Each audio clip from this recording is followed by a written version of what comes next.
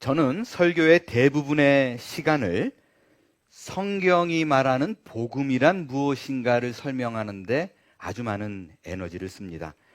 그래서 지난 5년 동안 제 설교를 꾸준히 들으신 분들은 아마도 명확하게 복음인 것과 복음이 아닌 것에 대한 명확한 구분을 할 수 있는 귀가 열렸을 것으로 생각합니다. 맞나요? 그래서 제가 오늘 여러분을 테스트 해보겠습니다. 이름을 여윤구 형제님이라고 부르면 상처를 받을까봐 보편적으로 여러분에게 질문하니까 자신 있게 복음이 아니면 아니다, 맞으면 맞다라고 얘기해 주시기를 바랍니다. 최근 인터넷에 올라온 설교의 한 부분이에요. 제가 그 설교의 의미만을 전달을 하면 저의 개인적인 해석이 전해질 수 있잖아요.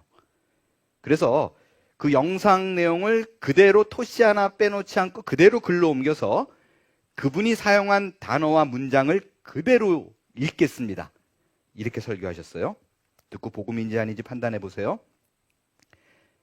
내가 믿음으로 하나님께 이거 드리고 싶어요 하고 나의 예물, 나의 정성, 나의 시간, 나의 수고를 하나님께 올려드리면 그것을 통해서 하나님께서 우리 인생 가운데 하나님이 마음껏 축복해 줄 수 있는 통로가 된다고 하는 것입니다. 그래서 하나님이 우리에게 무엇을 원하실 때 아이고 내가 가진 것도 없는데 뭘 자꾸 하나님이 나한테 달라고 그러나 이렇게 불평하지 마시고 하나님 여기 있습니다. 나를 축복해 주옵소서. 바로 그것입니다. 하나님은요 우리에게 복 주시기를 원해요. 근데 복을 주시려면 구실이 있어야 돼. 명분이 있어야 돼. 그래서 우리가 애들한테도 그러잖아요. 이놈아 오늘 너 설거지 해라. 왜 그러겠어요? 뭔가 용돈 주려고. 여러분 이게 복음이에요? 아니에요? 명확하죠? 명확히 아닙니다. 이건 인과율이에요. 코잘리티입니다. 내가 무언가 복을 받을 만한 일을 했기 때문에 복을 받는 거 은혜 아니죠? 내가 무언가 해서 받는 거는 은혜가 아니라 보상이라고 얘기합니다.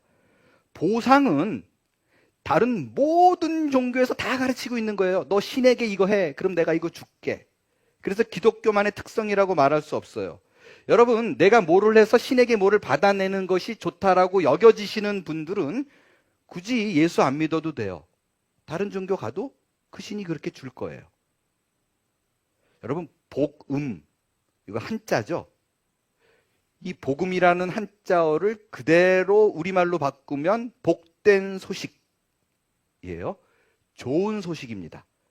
영어로는 good news예요. 여러분, 내가 일했는데 일한 만큼 받아요. 그건 좋은 소식 아니죠? 당연한 소식이에요. 아우얼리 계약해서 아우얼리 받았어요. 당연한 소식이에요. 왜 안 올려주냐고 오히려 뭐라 그럴 수 있습니다.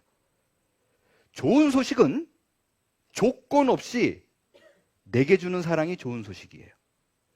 이렇게 간단하게요. 아, 그렇구나. 좋은 소식은 뭔가 내가 행하지 않았음에도 불구하고 쏟아부어 주는 것이구나. 이 복음이라는 단어만 여러분 안에 제대로 정의가 되어 있어도요, 헷갈리지 않아요. 앞에 설교처럼 하나님이 달라 그럴 때 조건 없이 주는 사람이 복을 받는다. 이런 설교는 결코 복음일 수 없습니다. 또 다른 목사님의 설교를 전해드릴게요.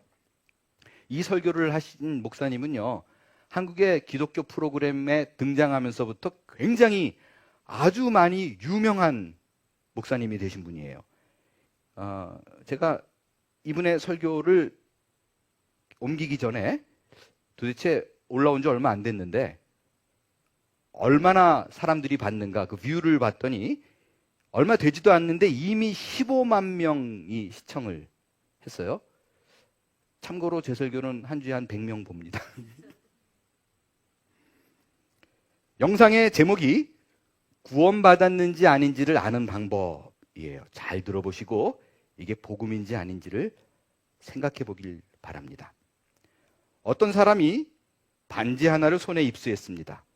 그런데 그 반지를 낀 사람은 하나님과 사람들에게 사랑을 받는다는 이야기가 전해 내려와요. 그러니까 반지를 낀 사람은 그렇게 살았어요. 어느 날 아버지가 세상을 떠나기 전에 세 아들이 있는데 누구에게 반지를 줘야 될까 고민을 했어요. 아버지가 세공사를 찾아가서 이것과 똑같은 반지를 2개 더 만들어 달라고 말했어요. 그리고 각자 하나씩 반지를 줘요. 내 동생이 혹은 형이 끼고 있는 저 반지가 가짜일 거야. 그래서 재판관에게까지 갑니다. 그때 재판관의 마음속에 한 생각이 떠오릅니다. 아, 이 반지를 소유한 사람은 하나님의 사랑을 받고 사람들에게 사랑을 받는다고 했지. 그러니까 누가 반지의 진짜 주인인지는 이들의 삶을 보면 알 수 있겠다. 너희들이 진짜 반지를 받았다고 생각하고 그 반지를 현실화시키기 위해서 노력해봐라. 그러면 누가 진짜인지를 알 거다라고 말했습니다. 그러니까 어떤 사람이 와서 넌 구원받지 못한 거야라고 말할 수 없어요. 내가 내 삶을 통해 내가 하나님께 속한 사람, 구원받은 사람임을 입증해 보이는 수밖에 없습니다. 라고 설교했습니다. 복음이에요? 아니에요. 갑자기 자신이 없어져요? 애매해요. 왜 그런가 하면 앞에 얘기들이 틀린 얘기가 아니기 때문에 그래요. 구원받은 사람은요, 반드시 그 삶에 있어서 열매가 나타나요. 열매를 보면 어떤 나무인지 알 수 있는 것과 마찬가지예요. 근데 뒤가 좀 애매해요. 저는요, 먼저 이것이 어떤가 규정하기 이전에 이런 설교를 들으면 너무너무 속이 상합니다. 왜냐하면 하나님의 사랑을 너무 가볍고 칩하게 다루는 것이 아닌가라는 생각이 들기 때문에 그래요. 여러분 잘 보세요. 내가 사랑을 받은 것을 입증해 보이는 삶? 여러분 사랑을 어릴 때부터요, 정말 많이 받은 사람은요, 그런 거 노력 안 해도 티가 나요. 그렇지 않나요? 우리 중에도요, 금방 보면 알아요. 셀프 이스팀, 그러니까 자존감이 높고 애지간에 상처를 받지 않고 뭐 이렇게 주기 좋아하고 사랑 많이 받은 사람이에요. 내가 사랑 많이 받고 있어라는 걸요, 몸부림치면서 노력하지 않아도 티가 나요. 평상시 태도에서 흘러 넘치게 됩니다. 야, 여러분 생각해 보세요. 내가 노력해야지 내가 받은 반지가 증명이 된다.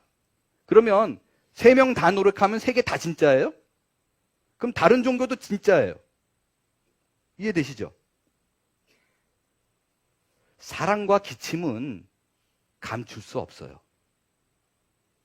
사랑하면 티나요. 그래서 이런 종류의 설교는요, 자꾸 들으면 아 그래 내가 사랑받은 걸 자꾸 입증하려고 그래요. 중요한 건 뭐냐면요, 신자는 내가 무언가 사랑을 내 노력을 통해서 증명하려고 하는 노력이 없어요. 뭐가 있냐면 먼저 정말 중요한 거는 내가 먼저 하나님께 깊은 말할 수 없는 사랑을 받고 있는 사람이라는 걸 깨닫는 게 우선이에요. 이게 해결이 되면 나머지는 그냥 흘러요. 넘치게 돼요. 근데 이걸 놓치게 되면 자꾸 내가 어피어런스, 피상적인 것에 집중을 해요. 본질은 놓치고 어떻게든 내가 증명해 보이려고 노력하는 것만 남게 됩니다. 이러면 어떤 일이 벌어지냐면요, 결국 나랑 싸워요. 어떻게 싸우냐면요, 내가 갑자기 우울한 일이 벌어질 수 있잖아요. 한 일주일째 우울해요. 그러면 어떤 생각이 드냐면, 그래! 이건 구원받은 사람이 보일 태도가 아니야! 이제 이 우울증을 떨궈내야 돼! 그 다음에 어떻게 행동하냐면, 자꾸 긍정적인 생각하려고 좋은 일을 떠올리고 이걸로 내가 기분 전환해서 행복한 사람, 편안한 사람으로 보이려고 해요. 그러나 그렇지 않아요. 내가 사랑하는 어머니를 떠올리면 눈물이 나고 기분 좋고 감사하게 있잖아요. 내가 우울한 생각을 떨궈버리기 위해서 노력하는 것이 아니라 본질이 뭐예요? 하나님의 사랑을 생각하면 돼요. 얼마나 내가 조건 없이 받은 사랑인가를 떠올리면 우울한 게 없어질 거예요. 그런데 이 설교대로 하려면 자꾸 입증하려고 해요. 기쁘게 살려고 노력합니다. 여러분, 만일 우리 중에 내가 신자인 것을 증명해 보려고 이렇게 살고 있는 분이 계신다면 그건 정말 슬픈 일이에요. 그것은 결코 복음으로 사는 사람이 아닙니다. 여러분, 내가 사랑하는 사람이 있어요. 이 사람은 정말 나를 목숨을 다해 자기 목숨을 바쳐서 사랑할 것을 알아요. 힘이 나는 거예요. 힘이 나는 거예요. 만일 그렇지 못하고 그 사랑을 그에게 입증하고 증명하기 위해서 좋은 모습을 보이려고 노력한다면, 만약에 나와 그 사람의 관계가 그런 걸로 묶여져 있다면, 서로 증명해야 되는 관계라면, 그거는 사랑을 하는 사람도 사랑을 받는 사람도 불행한 관계가 분명합니다. 오늘 그 얘기를 좀 하고 싶어요. 오늘 성경에 등장하는 이 이야기는요, 성경에 등장하는 많은 이야기 중에 정말 유명한 이야기입니다. 이야기의 대략은 이래요. 율법을 아주 잘 알고 있는 서기관과 바리새인들이 있어요. 이 유대인들이 어느 날 간음한 여자를 예수님 앞에 끌고 옵니다. 그리고 예수님을 다그치면서 물어요. 이 여자 간음하다 잡혔다. 죽일까요? 살릴까요? 어떻게 생각해요? 한번 말해보세요. 라고 얘기를 합니다. 여러분, 왜 간음한 여자를 앉혀놓고 이 죄인을 앉혀놓고 죽일까요? 살릴까요? 돌로 칠까요? 말까요? 왜 물어요? 예수님을 시험에 빠지게 만들기 위함인데, 어떤 시험이냐면 율법을 범했네, 죽여! 그러면 바로 뭐라 그럴까요? 당신 맨날 사랑의 사람이라고 얘기하고 모든 사람을 다 용서해야 된다라고 얘기하면서 죽이라 그러면 위선자네요 라고 말할 거예요. 모세의 법에 뭐라고 적혀 있느냐? 율법대로 이 여자를 죽여라. 내가 뭐라 그랬냐 앞에? 거꾸로 얘기했나요? 똑같이 얘기했죠. 제가 지금 정신이 없어서 그러니까 이 여자를 죽여라 그러면 당신은 사랑이 없는 자다라고 얘기를 할 거고, 살려라 라고 얘기하면 어떻게 돼요? 당신은 하나님이 준 율법을 어긴 사람입니다. 하나님으로부터 온 사람은 결코 율법을 무시할 수가 없기 때문에 당신은 하나님의 사람이 아닙니다 라고 몰아세우기 위해서예요. 그래서 예수님이 죽이라 그러거든 살리라 그러든 어떻게든지 공궁에 빠질 수 없는 트랩이에요. 함정입니다. 그러니까 자신에게 막 몰아붙이는 거예요. 그때 예수님이 뭐라고 대답해요? 가만히 있다가 죽이라 살리라 어떻게 대답해요? 너희 중에 죄 없는 자가 돌로 치라고 얘기해요.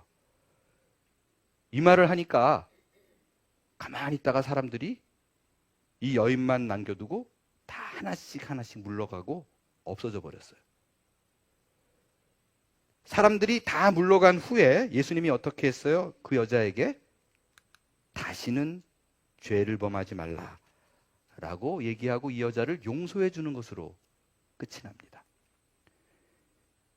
이 본문은, 이 이야기는요, 대부분의 설교에서 크게 두 가지로 전해져요. 예수님의 지혜와 사랑이에요. 예수님이 이렇게 지혜롭게 대답하는 걸 보면, 그 트랩에, 그 올무에 안 거치는 걸 보면 이게 사람의 지혜가 아니다, 하나님으로부터 온 사람이 분명하다라는 메시지가 있고요. 또 다른 거는요, 율법을 전혀 훼손하지 않은 지혜로 죄인을 품으시는 예수님의 모습 속에서 우리가 세상을 살아가는 방법을 배워야 된다. 그것은 율법으로 기준하여 공의를 하는 것이 아니라 사랑으로 살아야 된다. 대부분 이 본문을 해서 뽑아내는 많은 설교들은 이 두 가지가 파생돼서 나온 주제입니다. 여러분, 먼저 말씀을 드리고 싶은 거는요, 예수님의 지혜와 사랑으로 살아라 라고 설교를 하는 것은 결코 잘못된 것은 아니에요. 분명히 이 지침과 교훈은 우리 삶에 도움이 되고 우리가 어떻게 살아야 될지를 말해주는 것입니다. 틀린 건 아니에요. 그러나 요한복음은 신자의 삶에 대한 교훈을 주기 위해서 기록된 것이 아닙니다. 여러분, 요한복음에 등장하는 모든 사건과 모든 예수님의 말씀들은 하나예요. 모든 인간은 죄인이다. 스스로를 절대로 구원할 수 없다. 이 죄인들이 구원받을 수 있는 유일한 길은 예수 그리스도 그 한 분만으로 가능하다. 이거를 드러내기 위해서 이것을 목적으로 기록한 것이 요한복음입니다. 그래서 이 메시지를 놓치면 다 놓치는 거예요. 이 메시지를 놓치고 다른 걸 전하면 순댓국집 가서 굳이 비빔밥 먹는 거예요. 비빔밥도 맛있을 수 있으나 순댓국집은 순댓국 먹어야죠. 이 본문에서는 예수가 그리스도요, 우리는 죄인인데 그를 구원했다는 것을 뽑아내야만 합니다. 특별히 오늘 본문은요, 구약으로부터 이어지는 하나님의 구원 사역에 대한 모습을 아주 일관성 있게 전하고 있어요. 어떤 부분이 그런가? 여러분, 이 본문을 해석할 수 있는 키는요, 유대인들이 간음한 여자를 데리고 왔을 때 예수님이 아주 독특한 행동을 하나 합니다. 그 행동에서 이 본문의 키를 찾을 수 있어요. 유대인들이 예수님 앞에 이 여인을 데리고 와서 막 다그쳐. 이 여자를 어떡할까요? 돌로 칠까요? 말까요? 대답해 보세요. 막 다그칠 때 예수님이 이전에 한 번도 하지 않았던 이상한 행동을 하나 합니다. 그게 뭐예요? 맞아요. 몸을 굽혀 손가락으로 땅에 무언가를 쓰기 시작합니다. 뭘 썼을까요, 이때? 잘 모르죠, 사실. 잘 모르기 때문에 어떤 분은 이렇게 설교하시더라고요. 이 여자를 죽일까요? 살릴까? 이 죄인을 어떡할까요? 그랬더니 예수님이 고개를 숙이고 땅에 썼는데 거기 한 사람 한 사람의 이름을 적으면서 누구 무슨 죄를, 누구 이 죄를, 누구 사기죄 뭐 이런 걸 다 써놓으실 거래요. 그러니까 이게 사람이 이렇게 보다가 내 이름에 저 어떻게 알아? 그리고 나도 돌로 치겠네? 이러고 다 물러간 거다라고 말씀하시는 분도 계세요. 뭐 그럴 수도 있겠죠. 몰라요, 그거는. 뭐 성경에 뭐라고 안 써 있으니까 뭐 그럴 수도 있습니다. 그런데 우리가 그때 과연 예수님이 뭘 썼을까라고 생각해 보면요, 구약을 들여다보면 이거였을 거다라고 추정해 볼 수 있는 분명한 내용이 하나 있습니다. 그건 뭐냐면요, 여러분, 구약은 신약의 뭐다? 그림자이다. 그러니까 구약에서 벌어지는 사건과 모든 내용들은 신약에 와서 분명히 이루어질 그 내용을 앞서 보여주는 모형이에요. 그렇다면 예수님께서 땅에 쓰시고 이 여인에게 한 이 얘기가 구약에 분명히 있어요. 어디에 있나? 여러분, 그 구약 성경에 하나님이 손가락으로 직접 글을 쓴 이야기가 2번 나와요. 하나는 다니엘서에 나와요. 다니엘서에 보면 벨사벨 왕 때 하나님의 손이 크게 나와서 벽에다 갑자기 뭔가를 막 쓰기 시작한 일이 있었어요. 메네메네 데겔 우바르신이라고 쓴 일이 있었어요. 또 다른 하나는 어디에 나와요? 하나님이 돌판에 쓴 일이 있어요. 언제 썼어요? 십계명에 썼어요. 자, 그러면 이 본문의 모형은, 오늘 예수님이 땅에 쓴 거는요, 이 둘 중에 하나겠죠. 다니엘서에 나온 거든지 아니면 십계명이든지. 그런데 오늘 본문에 보면 예수님이 땅에 글을 썼는데 몇 번 썼어요? 2번 썼어요. 처음에 한 번 쓰고 너희 중에 죄 없는 자가 돌로 치라 라고 말한 후에 다시 글을 또 한 번 썼어요. 그러면 이 구약의 사건 중에서 좁혀져요. 구약의 사건 중에 다니엘과 다니엘서에 나온 사건과 십계명 사건 중에 같은 사건에서 하나님이 글을 2번 쓴 일이 있어요. 어느 거예요? 십계명이에요. 십계명은 하나님이 돌판에 2번 썼어요. 처음에 돌판을 써서 산에서 받아가지고 왔을 때 내려와 보니까 어떤 일이 벌어졌어요? 이스라엘 백성들이 금송아지 만들어 놓고 우상 숭배하고 절하고 있었어요. 모세가 화가 나서 하나님이 쓴 돌판을 그 자리에 던져서 부숴버렸어요. 백성들은 보지도 못하고. 그래서 산에 다시 올라가서 모세가 하나님 앞에서 돌판을 놓고 두 번째 십계명을 받아서 갖고 내려옵니다. 돌판을 처음 것과 같이 다듬을 아래서 해놨더니 하나님이 다시 썼어요. 십계명은 하나님이 두 번 쓴 거예요. 처음 듣는데요, 뭐 이러는 분이 계시는 것 같은데 곤란합니다 이러시면. 그러니까 예수님이 땅에 글을 두 번 쓰신 것은 구약에 있었던 십계명 사건의 재현입니다. 그러면 예수님이 쓰신 이 두 번 쓴 것과 십계명의 돌판 사건은 뭘 의미하는 건가? 자, 여러분 보세요. 모세가 처음 돌판을 따끈따끈하게 만들어가지고 내려왔을 때 백성들이 우상을 섬기고 있었어요. 금송아지를 섬기고 있었어요. 우상 숭배는 성경에서 뭐라고 얘기해요? 영적 간음입니다. 그러니까 현장을 한번 머리에 그려보세요. 하나님이 쓰신 모세가 갖고 내려온 율법 앞에 이스라엘 백성들이 간음을 하고 있습니다. 그래서 하나님이 뭐라 그래요? 이들을 싹 다 죽이겠다. 한 사람도 남김없이 내가 진멸하겠다라고 대노합니다. 그때 모세가 하나님과 백성들 사이에 딱 섭니다. 그리고는 하나님 앞에 바짝 엎드려요. 하나님 앞에 바지 끄댕이를 잡고 간구해요. 뭐라고 간구해요? 하나님, 이들의 죄를 용서해 주옵소서.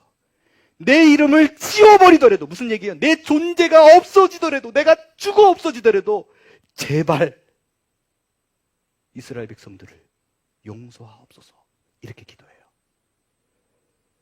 결국에 이 모세의 간구로 말미암아 하나님께서 진노를 거두고 그들을 용서합니다. 그리고 하나님이 다시 돌판에 글을 쓰시고 십계명에 써서 모세에게 줘요. 그리고 이스라엘 백성들에게 전해서 이 말씀대로 살 것을 촉구합니다. 자, 보세요. 여러분이 십계명 사건과 오늘 예수님이 두 번 쓴 사건이 똑같죠? 완벽한 재현이에요. 예수님이 땅에 무언가를 쓰실 때 그 앞에 간음한 여자가 있습니다. 이 간음한 여자는 다 죽여야 돼요. 돌로 쳐 죽여도 아무도 뭐라 그럴 사람이 없습니다. 죽어 마땅한 죄예요. 그때 예수님이 이 여자를 품습니다. 그리고 방패막이 되어 살려요. 그리고 다시 땅에 두 번째 글을 써놓은 후에 이 여인에게 이렇게 얘기해요. 다시 가서 죄 짓지 말라.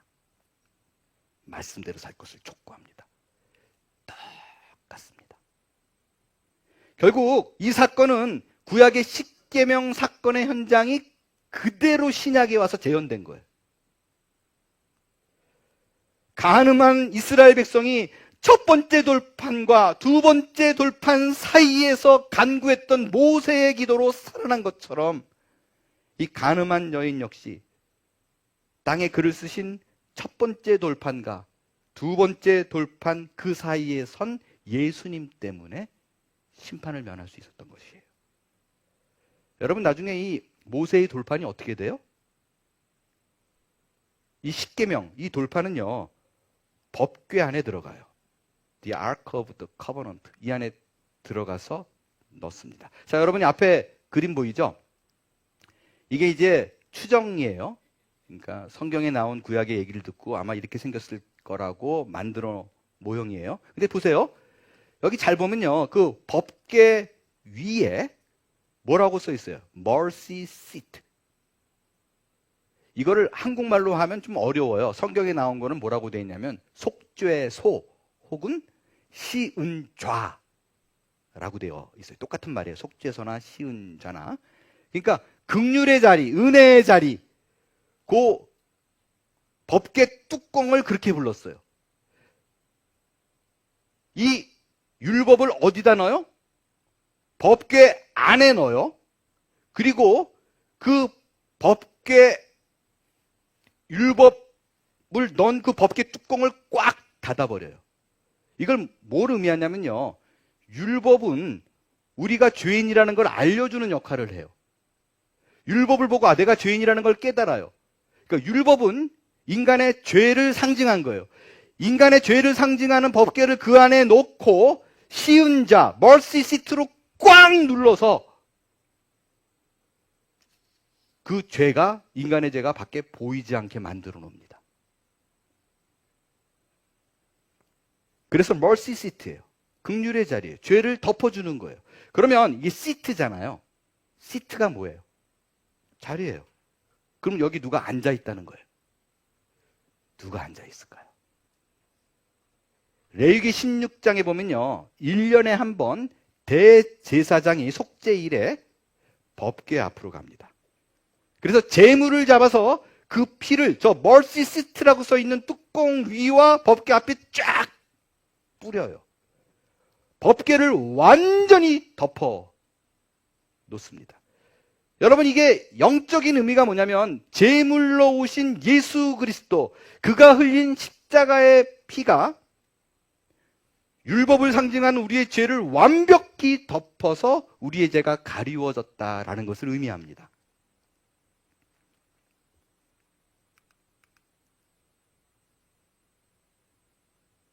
그래서 간음한 여인의 죄를 덮어버리고 그녀에게 은혜를 베풀어 주시는, 멀시를 베풀어 주시는 이 모습은 이미 구약에서 십계명 돌판과 법궤의 뚜껑, 이 멀시 시트의 모형으로 우리에게 이미 보여줬고, 그것을 실제로 이루고 있는 자리가 간음한 여인의 죄를 덮어주시는 예수님의 모습으로 재현이 되는 거예요. 특별히 이 간음한 여인이 구원받는 현장을 자세히 들여다보면요, 아주 흥미로운 점을 발견할 수 있습니다. 예수님이 유대인에게 너희 중에 죄 없는 자가 돌로 치라고 얘기하죠. 그 말을 들은 유대인들이 하나씩 하나씩 물러갑니다. 왜 물러갔어요? 물러간 이유가 양심의 가책을 받아 그들이 떠났다고 얘기해요. 그러니까 여러분, 뭐를 얘기하냐면요, 예수님을 막 공격했던 그 유대인들이 실제로는 양심은 그래도 있는 사람들이에요. 그렇잖아요. 사이코패스 같으면 난 죄 없는데? 내가 던질까? 이러고 있을 거 아니에요. 그러지 않고 이들이 하나하나 물러갔다는 거는 철저하게 서기관과 바리새인들이잖아요. 하나님의 율법을 외우고 있는 사람들입니다. 그 율법을 거울 삼아 보니까 그래, 내가 죄인이구나를 아는 사람이고 인정한 사람이라는 뜻이에요. 그래서 요한이 아주 디테일하게 이렇게 하는 게요, 재밌는 게, 너희 중에 죄 없는 자가 돌로 치라 그랬더니 어른부터 시작해가지고 젊은이까지 물러갔대요. 그러니까 나이가 많으면 죄를 더 많이 져요. 그래서 죄인 걸 아는 거예요. 죄 없는 자가 돌로 치라 그랬더니 에이, 그러고 간 거예요.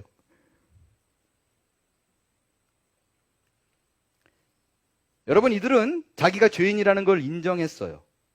양심도 있었어요. 그런데 그들에겐 구원이 없어요. 중요한 얘기입니다. 선한 양심 갖고 착한 양심으로 무언가 해서 구원받는 일 없어요. 단적으로 보여주는 거예요. 또한 이들이 남김없이 다 물러갔다라는 사실에서 또 알 수 있는 사실이 있습니다. 그들 모두가 스스로 죄인이라는 걸 인정했다라는 거예요. 그러니까 저를 포함해서 여기 앉아있는 그 누구도 너 죄인이야 의인이야 그럴 때 나 의인이야 라고 말할 수 있는 사람은 아무도 없다라는 거예요.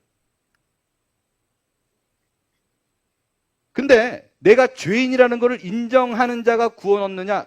아니라는 거예요. 어떤 자가 구원 얻어요? 누가 구원 얻을 수 있는가? 죄인인 걸 알아요. 인정해요. 오갈 데가 없어요. 그래서 예수 앞에 끝까지 떠나지 않고 앉아 있었던 그 여인 하나, 그 여인 하나가 구원 얻습니다. 이것이 성경이 말하고 있는 구원이에요. 그게 기독교입니다. 이제 본문의 핵심 내용을 정리하면서 말씀을 마칠 거예요. 이제 이 여인을 구원한 예수님의 행동과 태도와 모습을 보면 분명히 알 수 있는 사실이 있어요. 이 여인이 구원받은 것은 그녀가 평소에 선한 영향력이 있어서 좋은 사람이라는 칭찬을 듣고 살았기 때문이 아니에요. 가늠한 여인이에요. 그녀의 삶을 보고 기특해서 예수님이 구원한 게 아니에요. 이 구원은 전적으로 아무런 대가 없이 조건 없이 주시는 그분의 사랑으로 말미암아 구원 얻은 거고 그분의 의지로 구원해 낸 겁니다.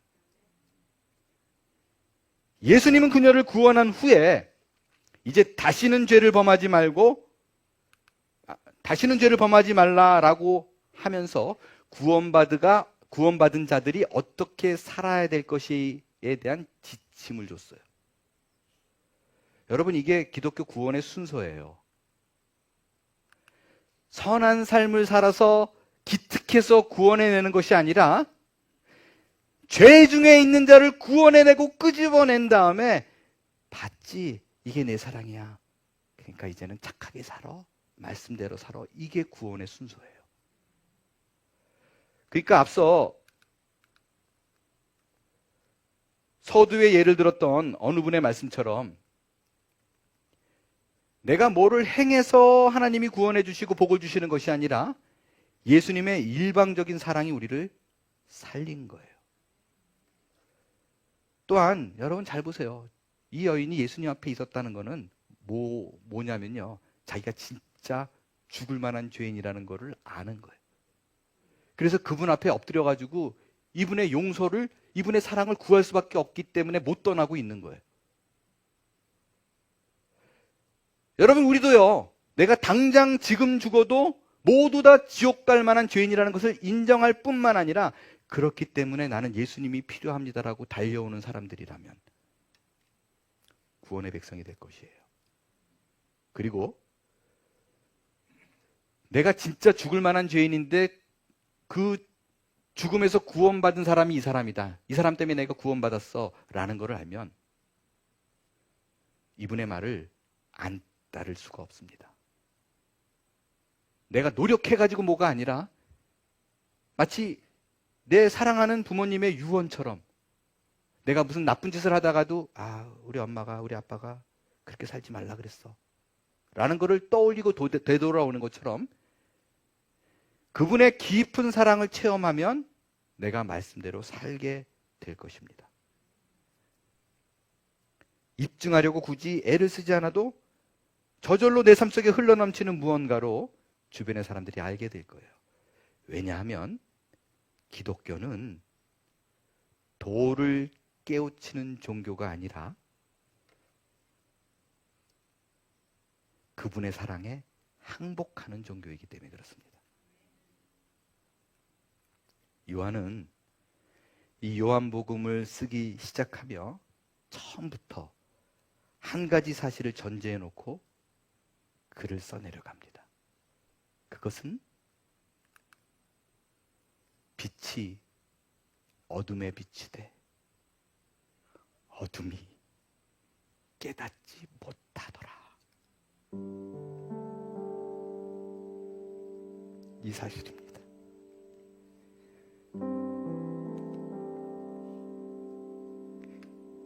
여러분이 요한복음의 모든 내용은 몽땅 다 이 하나입니다. 다 이 얘기예요. 하나님께서 하나님을 모르고 살고 있는 우리에게 다가와서 아무리 선행을 베풀어주고 아무리 지켜주고 그들의 필요를 채워주고 자기의 목숨까지 내줘도 그들이 모르더라라는 얘기예요. 모르더라는 거예요. 이게 하나님으로부터 온 건지 모르더라. 이게 요한의 이야기입니다. 그래서 저는요, 요한복음 강해를 시작하면서 요한복음을 한 장 한 장 읽어 내려갈 때마다 아픔이 있습니다. 안타까움이 있고 애통함이 있습니다.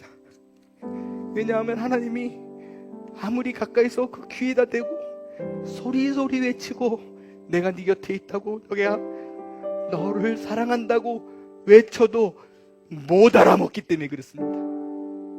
빛이 왔는데 어둠이 못 알아봅니다. 그래서 여러분, 내가 기도할 때마다 하나님이 그 기도 다 들어주면 내가 하나님을 안 믿을 리가 없는데, 이런 말 하지 마세요. 이스라엘 백성들은요, 만나와 구름과 불기둥으로 인도하고 40년 동안 신발과 의복이 헤어지지 않았어요. 그런 기적을 겪고도 이스라엘 백성은 불순종했습니다. 여러분, 그게 인간의 본성이요, 우리가 가진 본질이에요. 근데 여러분, 기억해야 될 사실이 하나 있습니다. 이스라엘 백성들이 하나님을 어게인스트하고 불순종해요. 그런데 그 광야 40년 동안 만나가 떨어지지 않았다는 것입니다. 이들의 순종과 불순종에 상관없이 아침에 눈을 뜨면 들판에 만나가 내려져 있습니다. 그들을 먹이고 그들을 공급합니다. 불순종하기 때문에 내가 다시는 너희에게 먹이를 주나 봐라, 안 그럽니다. 끊임없이 그들의 모습과 상관없이 하나님의 사랑은 지속됩니다. 그분의 멈추지 않는 십자가 사랑 앞에 오늘 모두가 나올 수 있는 시간이 되길 바랍니다. 그리고 오늘도 변함없이 내가 알고 있거나 깨닫지 못하는 것과 상관없이 지속적으로 우리를 향하신 그분의 은혜를 회복하며 감사로 이 한 주간을 승리로 이겨내는 모두가 다 될 수 있게 되기를 바랍니다. 일어나 찬양하겠습니다.